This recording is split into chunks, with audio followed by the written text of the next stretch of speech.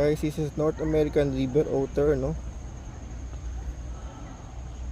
Kung alam niyo yung Otter na brand na case, dito sila kinuha. Pero ito yung pinaka cage nila, guys.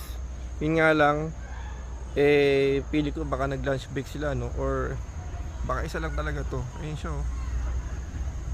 Ayun, nandun siya, guys. Ayun, oh.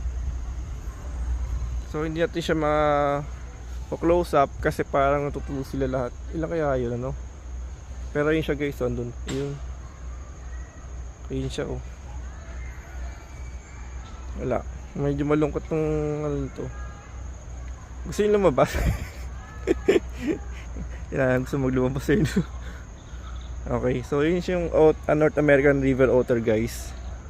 Wala. So yung cage naman niya, open lang di siya, no? Kasi siguro di siya umakyat, no? Saka kung umakyat man yan para umakyat kasi ano siya, glass naman siya. Pero